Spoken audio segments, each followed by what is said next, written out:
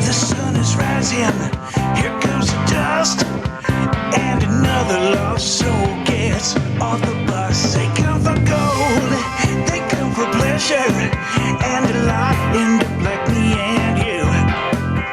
Yeah, we're stuck in. Before I even get going here, my apologies ahead of time.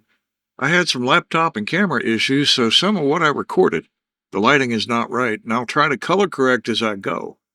If I could go back and re-record, I would, but most of this is a one-time thing.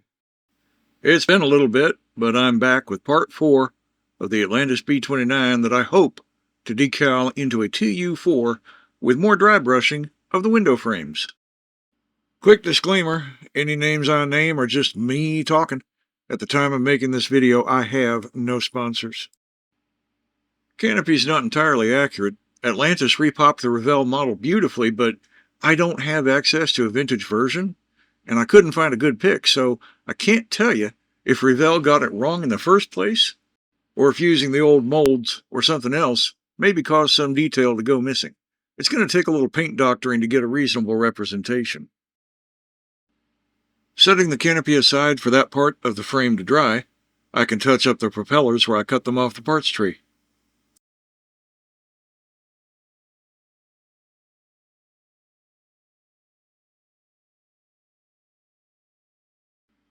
Once that's done, I can freehand the propeller tips. Yellow is not going to go well over that black paint without a little help. In my experience, it doesn't go well over much of anything without a little white or some base mixed in. In fact, if yellow is not the most difficult, it is one of the most to work with, especially in gloss. For some reason, every gloss yellow I've ever worked with that I can think of took an extraordinarily long time to dry. Right behind that would be gloss white.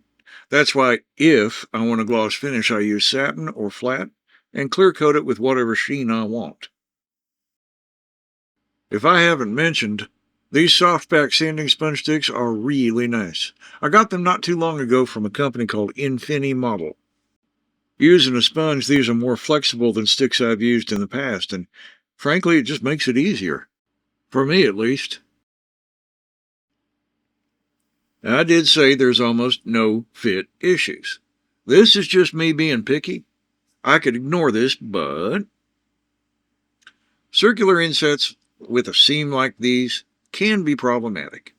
I need to get them cleaned up enough that the turrets will fit.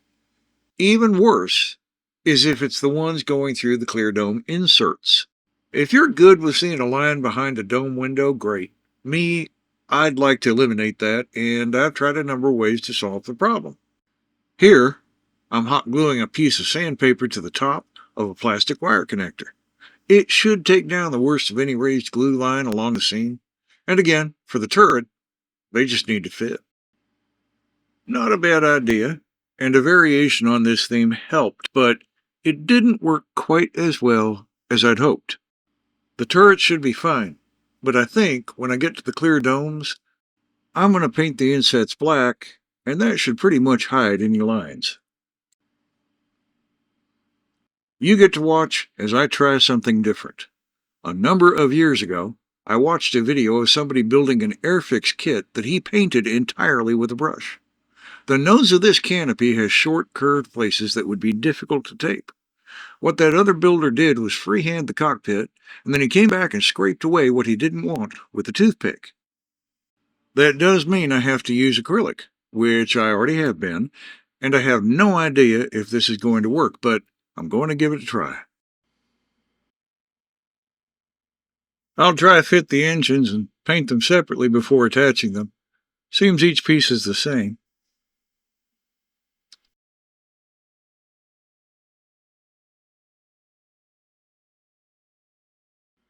And more dry fitting.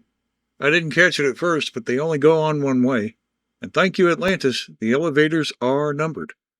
One was already off the tree, and I wasn't sure for a moment which was right or left.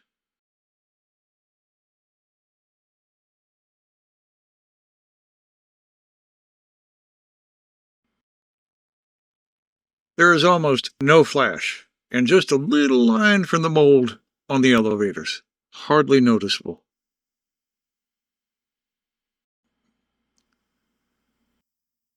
That is a measuring shot glass from Walmart with acetone in it.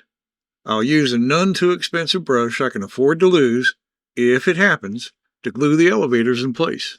I absolutely could use the same tester's tube glue to do this, but I think this will save me a little time and help me avoid any sanding of the joints.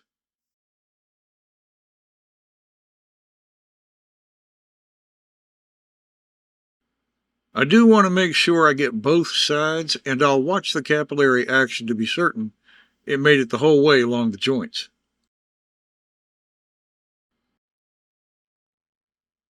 Like everything else, I'll check the rear gunner's clear part for fit before gluing it in.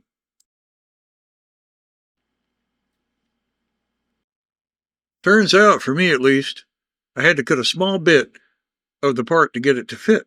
It's a plug on the back that's supposed to fit in under the rudder. Mine did not.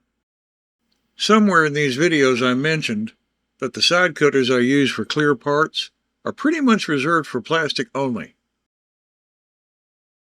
These are Xuron Professional Sprue Cutters 2175 ET, and I got them about 8 years ago from Amazon. I don't know that they still offer it, but I believe there was a lifetime warranty I've never had to use. I've compared asking folk to like and subscribe to asking for a tip. I really am not comfortable with it and even joke about it. But things being the way they are, it really could help as I build this little channel. So, I'd consider it a kindness if you would please like, subscribe, and share. And thank you again to those who already have. There are other ways to do this, but in this case, I'm going to mask the cockpit with pieces of paper towel set in place with just a bit of Elmer's school glue mixed with water. This is small, but on a bigger project, I might go back and paint the paper with a liquid mask. Most seem to come in blue. Prices vary. They were all some kind of water-based liquid rubber, easy to clean up and could handle multiple coats. Like many, I've used it for canopies. A container generally lasts me a long time, so what all is still available I couldn't say for sure. I think the first I used was a long-defunct company, Bob Diakley. Then came Liquid Parma. Most recently, I picked up some Jasco mask and peel for around $30 at a Home Depot. I figured my son and I could split it. A quart is an awful lot and enough for some pretty big projects. However, I cannot actually recommend it or tell you if the Jasco stuff works or not. We haven't tried it yet. Do your own research and use at your own risk. Since I much prefer the older style spray paint cans, I grabbed a few of these a while back at a local hardware store. Plain old grain primer. More than just prepping the plastic for paint, primer also helps expose flaws. If more sanding is needed, primer should show me. And here it did, right behind the cockpit. There isn't a whole lot to do, but it will make a difference.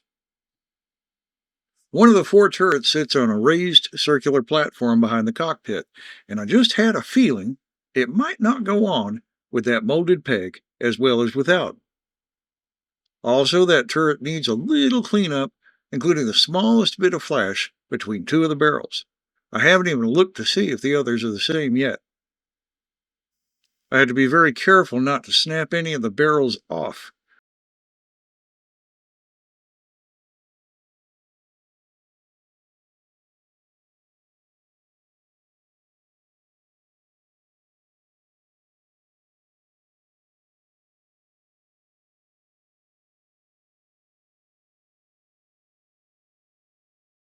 My X-Acto knife made short work of that peg, allowing me to easily sand that turret area a little more level and more to my liking.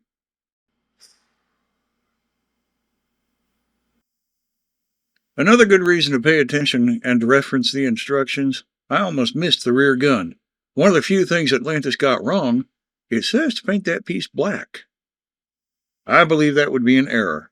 The B-29 rear gun turret housing would be the same as the rest of the plane, The guns would be black, as well as on the Tu-4.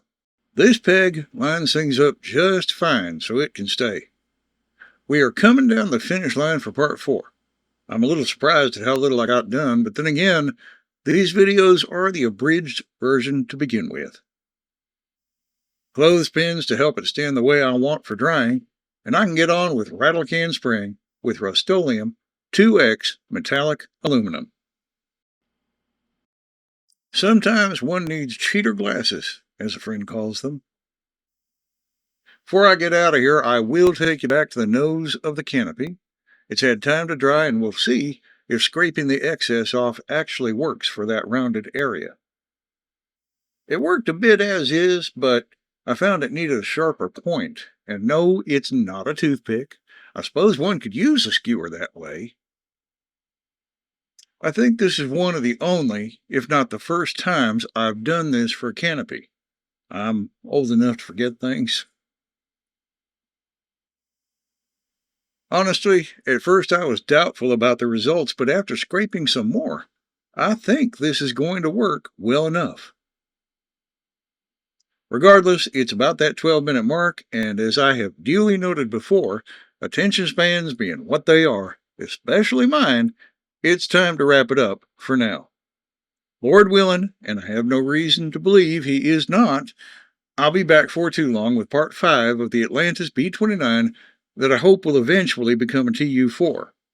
In the meantime, please do like, subscribe, and share, and please do not leave this world without him. Thanks for watching, and bye for now. Don't